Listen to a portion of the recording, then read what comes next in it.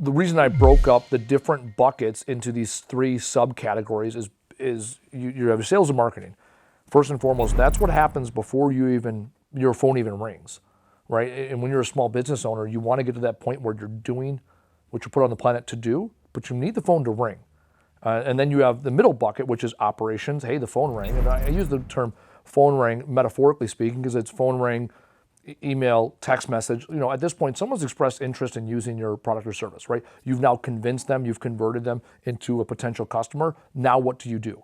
Because if your HR, if your operations isn't strong, there's a chance you lose that customer. You did all this work and now you lost the customer because you couldn't communicate effectively with them. So communication is key.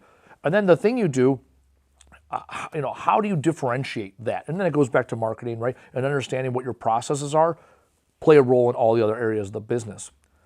The third bucket is HR and finance. When you first start, up until that point, you've kind of done it all for the most part.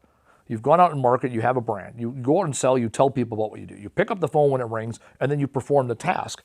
Eventually, you get to a point where you need additional capacity, and that's where humans come in. And when I talk about HR, I'm not talking about W-2 employees or just 1099s. I'm also talking about your vendors.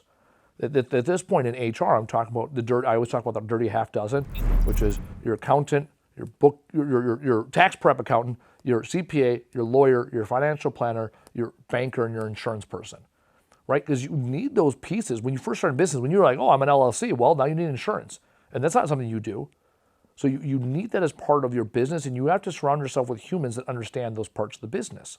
And how do you communicate effectively with those humans so that you're protected? And then finally, finance.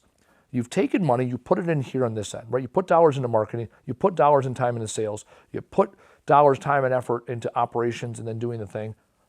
What's left, right? And how can you then qualify and quantify how your business is performing?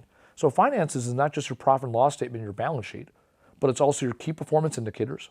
And eventually, when you operate with a profit-first mindset, you start with that end state in mind. You start with the financials in mind. When I sit down and do a lot of coaching conversations with my clients, I say, okay, how much money do you want to make next year? That's where we start the conversation. You build the pro forma, you build the KPIs based on the end state in mind, something I picked up on the 7 Habits of Highly Effective Learning, or 7 Habits of Highly Effective People, starting with the end state in mind, Stephen Covey. And so when you do that, you are no longer afraid of and intimidated by your financials.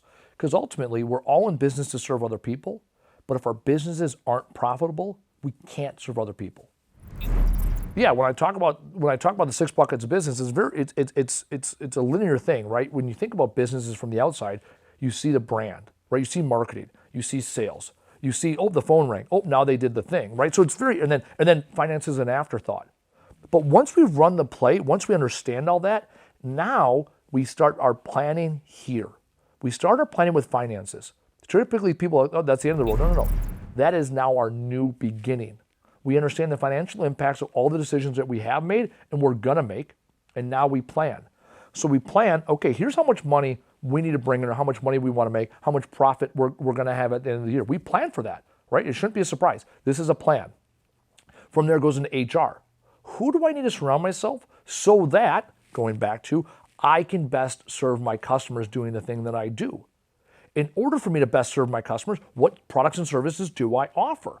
Be very clear about what it is you do. If you just say, well, I'm a consultant, well, who is your customer? What is the niche? What is your competitive advantage? Those are questions you have to answer on an individual basis within the thing that you do, so that when the phone does ring, you know how to qualify and disqualify customers so that you have the best customers that come to you so they're going to have the best customer experience. Goes back to sales.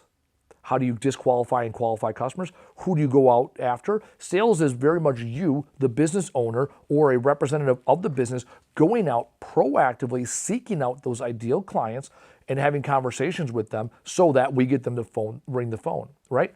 And then before that, marketing. You only need 3 things for marketing, but you have to have these 3 things.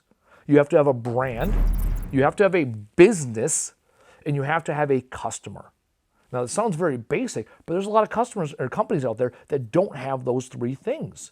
Your big, huge companies have those, right? They have a brand, it's pretty obvious. They have a business. What industry are you in? Who do you serve, right? And they have a customer base. When you start here, get to finance, and come back, the picture becomes more clear.